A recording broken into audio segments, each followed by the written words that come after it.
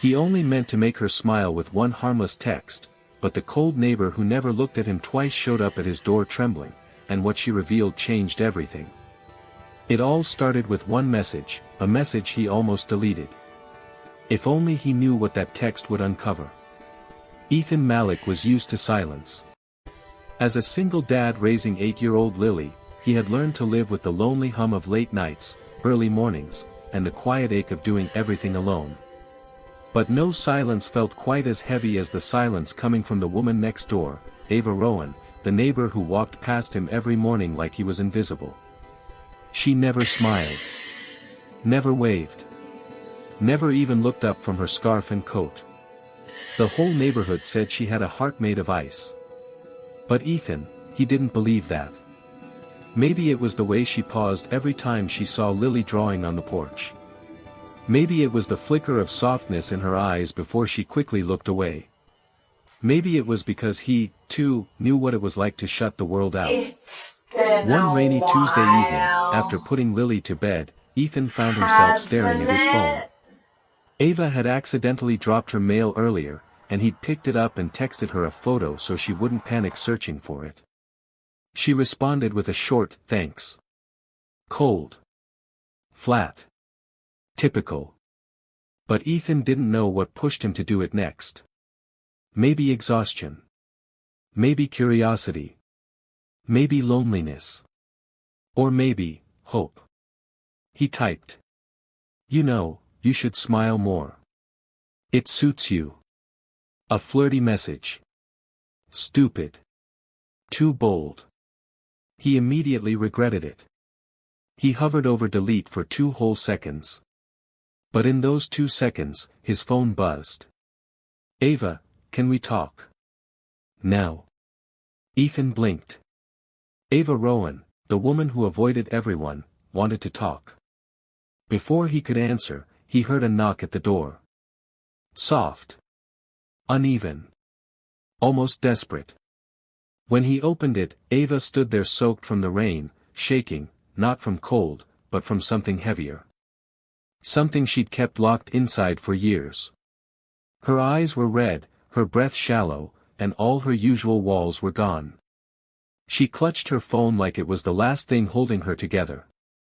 Ethan, she whispered, voice cracking.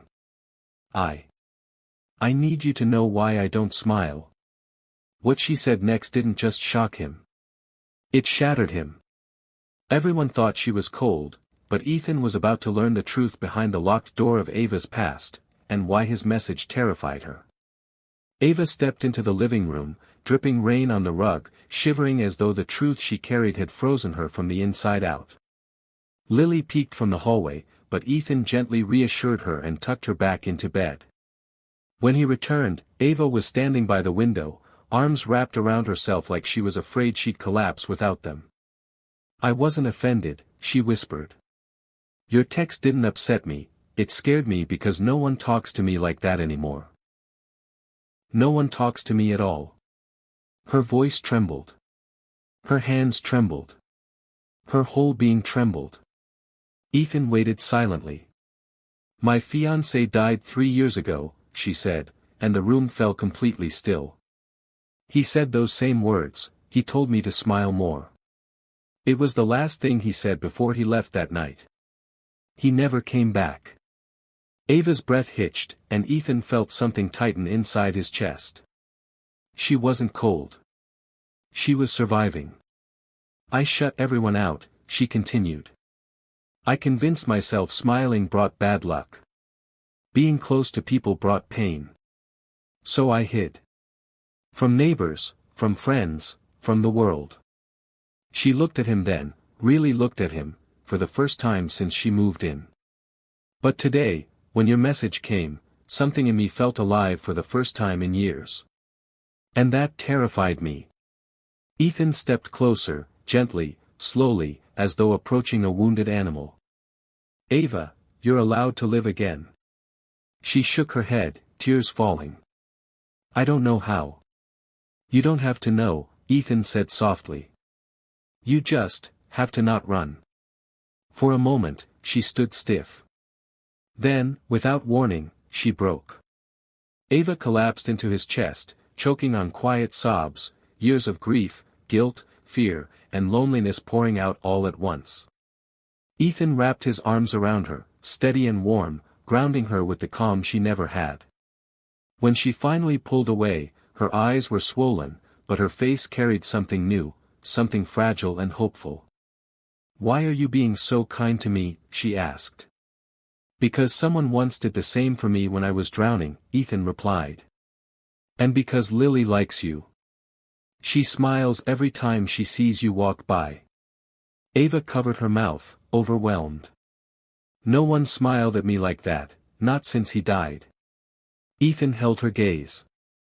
"Maybe, it's time you let someone." A long silence followed, but it wasn't heavy. It wasn't cold. It was warm. Open. Possibility quietly blooming in the cracks.